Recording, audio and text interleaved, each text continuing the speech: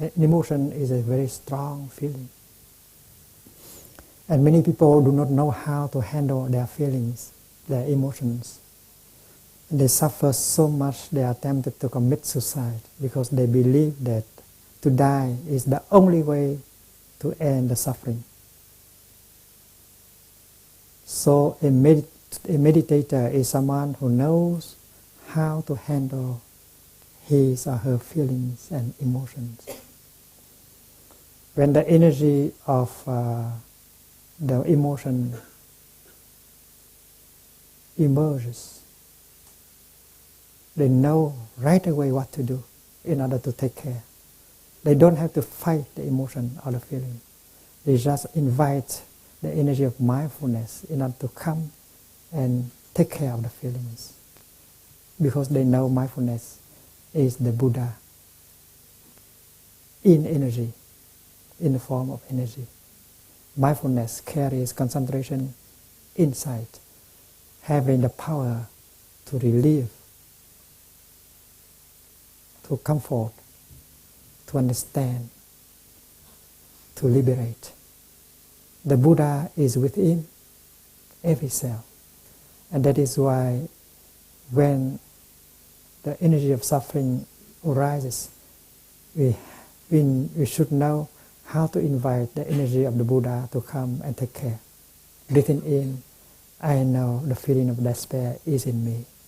Breathing out, I know this is only one feeling, and I am much more than one feeling. It's very important. And every feeling is born, stay for some time, and will go away. Why do we have to die because of one feeling?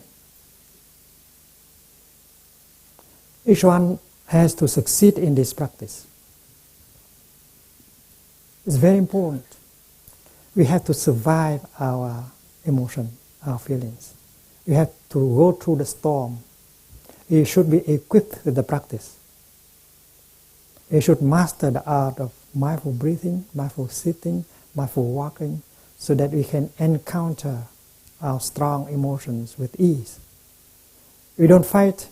We are capable of embracing, recognizing, and smiling to them. This is possible. Many generations of practitioners have been able to do so. We should be able to do so ourselves. Whether in a sitting position, or a walking position, or a lying position, we should be able to handle our emotions.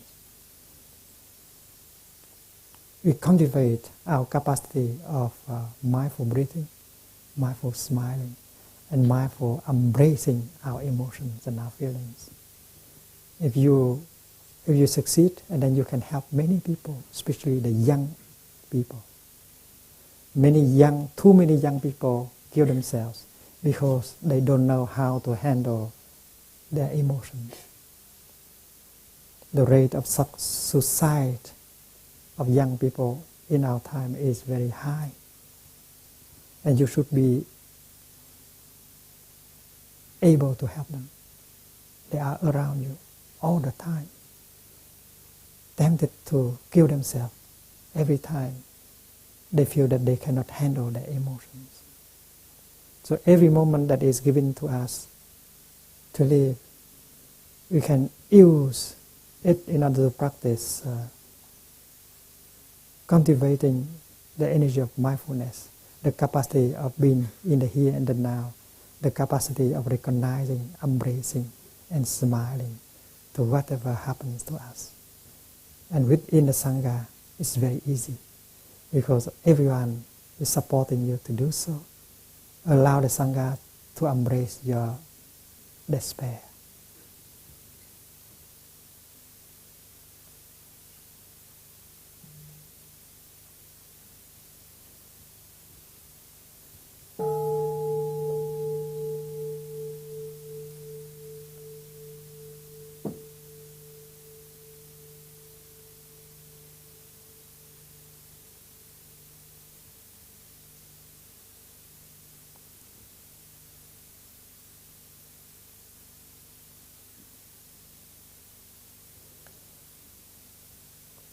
You have pain in your heart.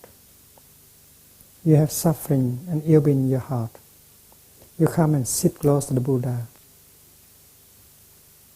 And after some time sitting with the Buddha in silence, you may say, "Dear Buddha, I suffer." That's what you should say. You should tell him, "Dear Buddha, I suffer." Because the Buddha may not be another person, not having anything to do with you. The Buddha may be just in yourself. And talking to the Buddha is very important. Every one of us has the Buddha within. And the Buddha, I can locate him. It is in every cell of your body. "Dear Buddha, I suffer." And if you are attentive, you hear him saying, "I know. Show me your suffering, so that I can see and embrace it." And you show him your suffering, your despair, your anguish, and he will embrace. You don't rely on you alone to embrace your suffering. You rely on the Buddha to embrace. And the Buddha is there in every member of your Sangha. You have to behave like that with the Sangha. "Dear Sangha, I suffer." You should be able to communicate like that. And your Sangha will say with the same amount of compassion, "Dear brother, dear sister, show us your pain. Allow us to embrace your pain." This is very comforting. It's very healing. When you have the Buddha to rely on, when you have the Sangha to rely on, because they are gems, they are jewels, the three jewels.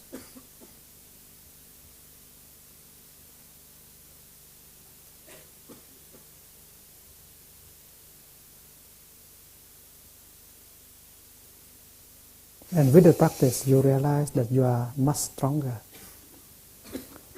than you have thought. When you observe a tree standing in a storm, and if you focus your attention on the top of the tree, you have the feeling that the tree is going to be blown away. The wind is make the little branch and leaves swing back and forth like that with violence. And you are afraid that the tree will be broken, blown away. But if you direct your attention to the trunk of the tree, and if you are aware that the tree is deeply rooted in the soil, you have another feeling. You know that the tree is going to stand. Each of us is like a tree.